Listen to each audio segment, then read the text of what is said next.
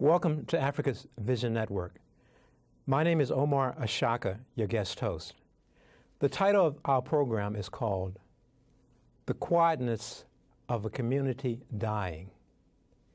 Before I start talking about our program, I first wanted to say a special get well wish to our friend, legendary blues guitarist Bobby Parker.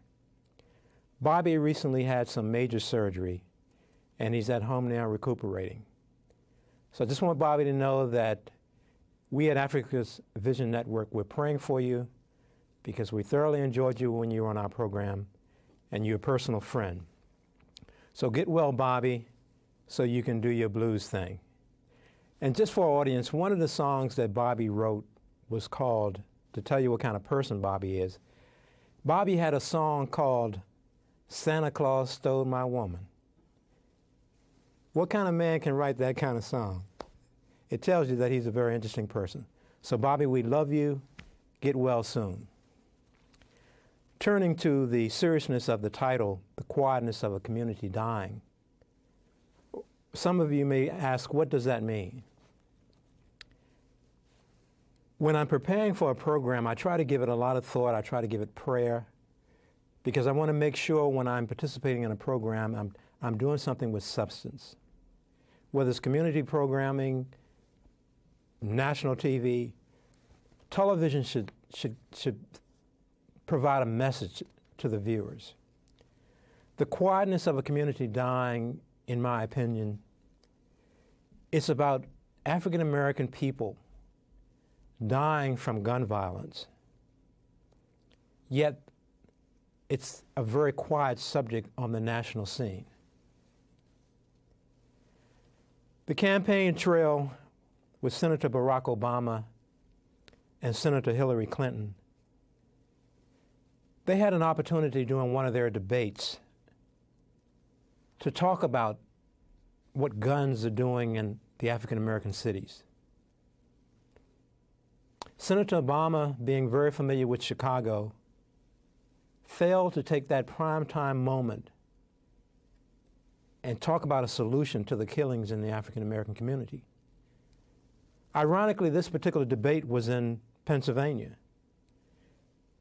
And I'm under the impression that there are a lot of National Rifle Association cardholders in Pennsylvania. So neither Senator Clinton or Senator Obama appeared to want to offend any National Rifle Association cardholders. Why wouldn't the mayor of Philadelphia, who endorsed Hillary Clinton, require that she talk about solutions to the murders in Philadelphia? After all, this is all about politics. With politics, you commit to give something to someone because you expect something in return. So both Senator Hillary Clinton, Senator Barack Obama passed up a golden opportunity to talk about the killings in our cities. I don't know about you, but that bothers me. Because if a future president of the United States can't recognize the deadliness of gun violence, especially in the African American communities, what kind of tone does that set for the country? Why are the killings in the African American communities so quiet on their national agenda? Yes, we're concerned about the economy. We're concerned about the almost $5, or heading in the direction of $5 per gallon for gas. We're concerned about the Iraq War. But how can we not also be concerned about the innocent people dying from guns? I don't know about you, but I see national groups speaking on how dogs are dying, how horses are dying. I saw one bulletin or advertisement on the train. It talked about people being concerned about the treatment of rats with experiments out at NIH. There was an advertisement about protecting chickens. Yet, there is no national voice on all these killings in the African American community. How can the quietness of a community dying prevail in 2008? Have you ever asked yourself, when you hear someone else has again been murdered or someone else has been murdered, do you ever ask yourself, how does my heart feel? How does my brain respond? Or is there no response at all because you didn't know the person, or it's another person's relative and it's not yours? Do you say, well, there's nothing I can do?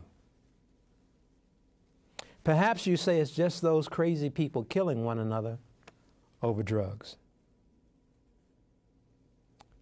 Do you ever think what it would be like for the gun violence to just stop? Do you ever ask where the guns are coming from?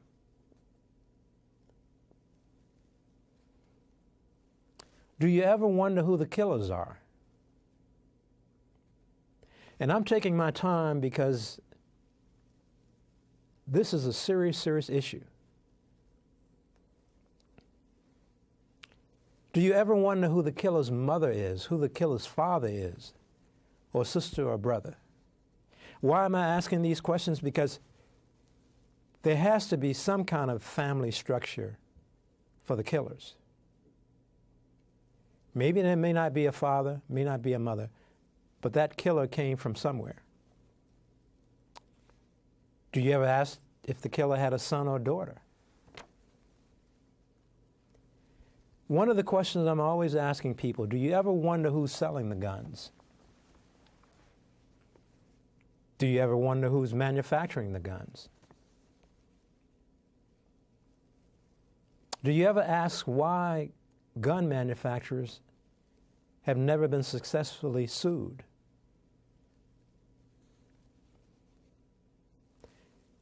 Here's another one. Do you ever wonder why the news reports hardly ever talk about when someone has been killed and they've captured the person, they hardly ever talk about where the shooter got his or sometimes her gun from? I was reading in the paper today about the young 17-year-old teenager who's allegedly killed Sean Taylor, the Washington Redskins superstar football player. 17 years old. Where did the gun come from? And speaking of Sean Taylor, I saw caps with his number on it. I saw billboards honoring him. But think about what the impact would have been if all those Redskins fans wrote letters to their senators, to their congressmen, to President Bush, saying the gun violence must stop. Also imagine what would have happened if Joe Gibbs, Coach Joe Gibbs, owner Daniel Snyder, decided to pay a visit to Capitol Hill, decided to put a phone call into President Bush. Those would be the golden opportunities for Sean Taylor's family.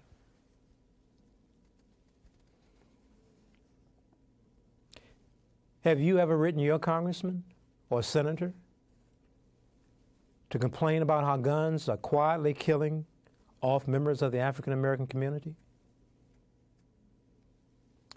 Have you thought about asking your pastor to partner with other pastors in the area and pay a visit to President Bush? I was at my own church this past Sunday on Mother's Day. And usually we say Happy Mother's Day to mothers. And I recognize that sometimes mothers have lost their children not because of gun violence, But there was a lady in our congregation, her and her husband, and he happened to have a medallion with his son's picture, who was killed by gun violence. And if I'm not mistaken, he was a student who was home from school break.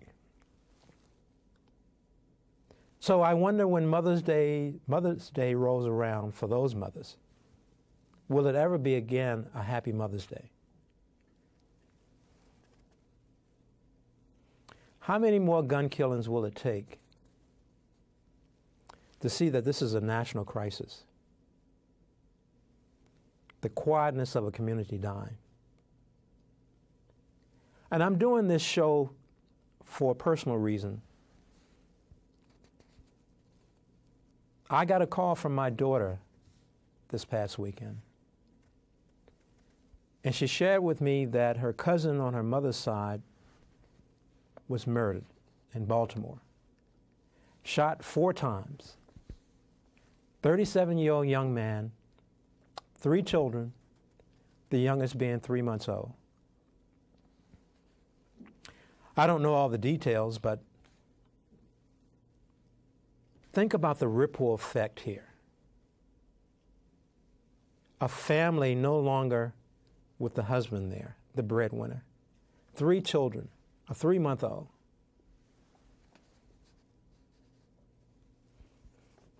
And there are those who say, well, we can't do anything about gun violence.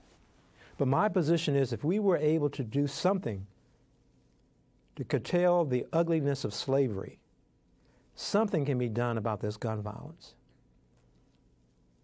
But if you're not writing your congressman, you're not writing your senator, you're not talking to your pastor, you're not even talking to your family members about this issue, perhaps a lot of people are just ducking and dodging and praying that gun violence will not affect their family. But it's getting to the point that the law of probability is very great that any of us can be gunned down. The T-shirts and the teddy bear memorials, paying tribute to the victims, that's fine, but we have more power. If congressmen and senators can pay attention to steroids with athletes, then they need to be notified that the community is concerned and want answers and solutions to the killings. And let me be candid. There are some reports that there are those who want those guns in the African American community because it allows the Ku Klux Klan to go on vacation. They don't have to do what they used to do. It's a serious problem, the quietness of a community dying. Now, I often wonder how many guns are manufactured by the same manufacturer, but perhaps in different cities. You know, if we can come up with a VIN number, a vehicle identification number, there can be what I'd call a GIN number, a gun identification number. And I'm sure already there are some markings on these weapons. But something that would take you from where the gun was manufactured, to who sold the gun, to who bought the gun. Now, I'm not naive. I know some of these things on the black market you'll never be able to trace. But the question I have for you, the question I have for myself, how much of an effort is really being placed on finding these illegal guns? Let me briefly talk about the sad case in Culpeper, Virginia. Some of you may have heard about it.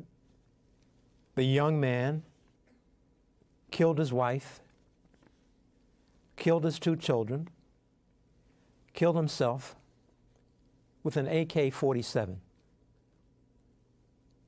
Now, I don't know what the cost of those weapons might be, but I have to ask the question, where did this young African-American male get an AK-47 from? And this is a Virginia case that's just as important, just as serious as the Virginia Tech killings.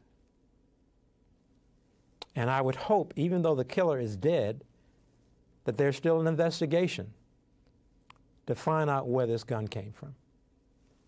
And this happened maybe a couple of weeks ago, shortly before Mother's Day.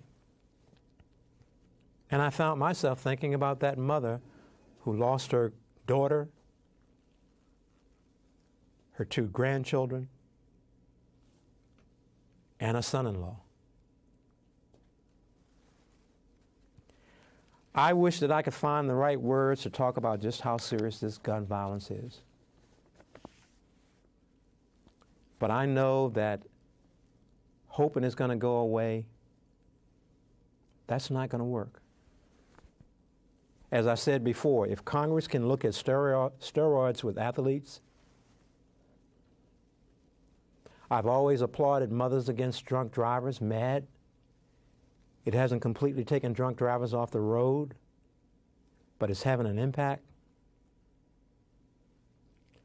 Someone has to take the lead and hold the folks on Capitol Hill, as well as the next president of this country, accountable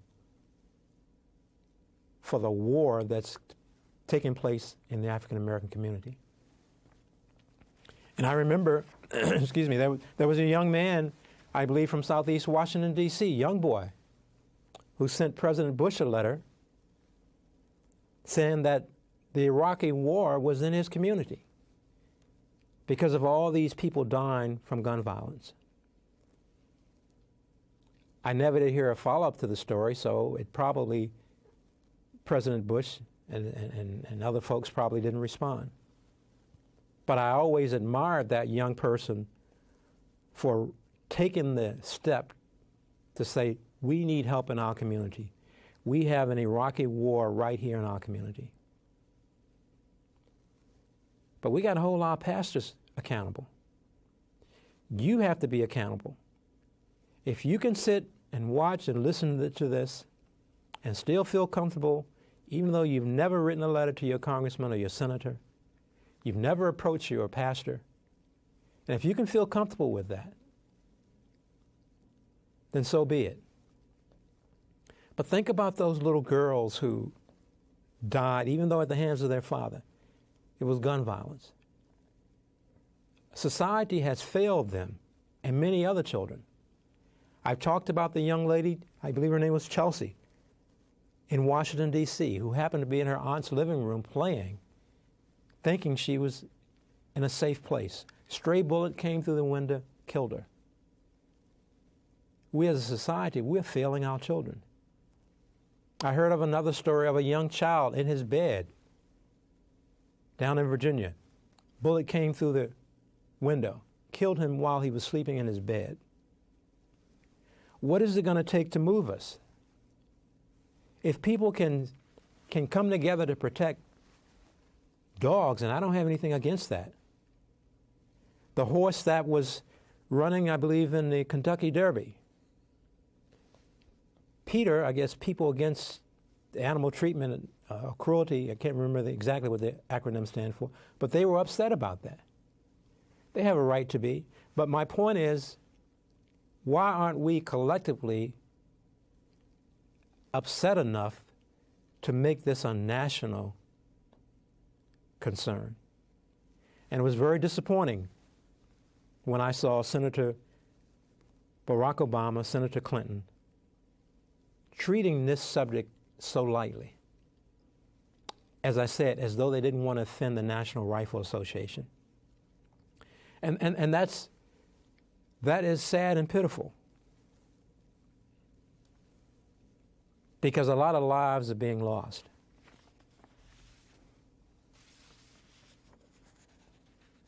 I hope that something I'm saying will stick with you.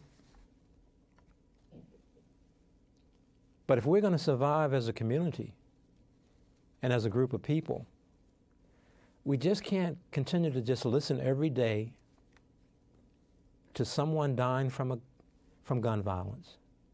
And I will add, I mean, it's not just gun violence. I mean, I read a very sad story today, and look, it boils down to crime. But if guns aren't so accessible, perhaps that can help with the crime. I did read a sad story today about a gentleman who went to gas up his car to take his wife to the hospital for his child to be born. He never did make it. He was robbed at the gas station. He wasn't shot, but he was stabbed. He died, I believe, on a Saturday night. The child was born on a Sunday. So I recognize that it's not just that it's the criminal element as well. But guns, we don't have to just accept these murders. People talk about the right to bear arms. But in Exodus, according to God's word, thou shalt not murder. And you know, sometimes on this show I'm a little hard on pastors. But sometimes some of us have to be. I'd rather be talking about a show that's on a lighter note, maybe with a little more humor.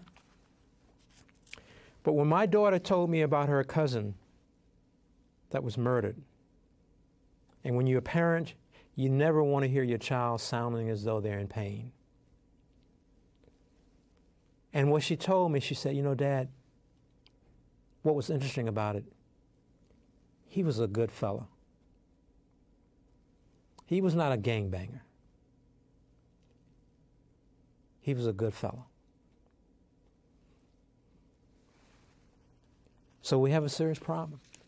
And if God say, thou shalt not murder, how come we're not hearing more about this in our church? My prayer is that for those of you who are listening, is that it will not take one of your relatives to be gunned down, or a friend, or a co-worker, before you decide you want to try to make a difference. Because God forbid, if something happens to, and it's different for everybody, but if something was to happen to one of my relatives because of gun violence, I thank God that He's allowed me to try to be proactive before that happens. It's an emotional topic. It's emotional because of the innocent people who are dying, in particular the children. You've heard me on our programs on many times talk about the preciousness of children. And if we're keeping our mouths closed, then we're not being fair to our children as adults. And we have to have it so these folks that we put in political office, they're supposed to be representing us. They're supposed to ensure that we have the best lives possible. And they're not doing that when it comes to gun violence.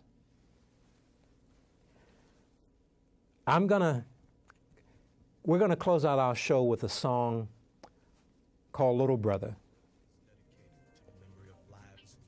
It's by a friend of mine's, Leon Beal. And I salute him because he's writing lyrics with a message. A message about how these guns don't make you a man. And for those of you who don't know how to write your congressman, don't know what to say, pray on it. And if you get a chance, you see your pastor in the parking lot, you see him in the cafeteria somewhere at your church, say, Pastor, what are we doing about this gun violence? I'm going to close out because I want you to listen to the lyrics in this song, Little Brother. But the quietness of a community dying, this show is It's very passionate for me because other than AIDS in our community, gun violence is right up there with AIDS. But let's not be naive. Let's try to make a difference. And perhaps whoever will become, you notice I didn't mention John McCain, Senator John McCain. As a Republican, I really don't expect him to be concerned about violence in the African American community. He should be. But anytime you have two Democratic nominees who are not concerned, that's a problem. So God bless you. Make a difference. Thank you.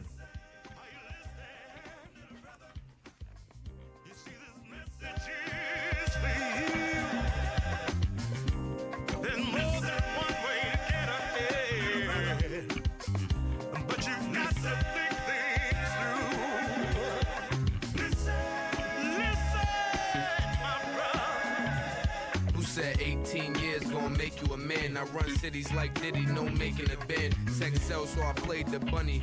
Guns don't make you a man, son, save your money. Knowledge is power, so get stuck in the class and pay attention to your future before you stuck in the past. Life ain't all about different from the Pope, so learn to keep your mouth shut and listen, little bro. Has anybody told you? Has anybody told you about the weapon in your hand? Has anybody said to you? Has anybody said it won't make you a man? Before you use it, come on, think through it. Brother, don't do it. Brother, don't do it. You are our future, so make sure you nurture what God gave you. That's gonna save you. So get it together. You know better than to be in a basket. I said you don't wanna be in a casket. Listen, my brother. Do you hear me talking to you?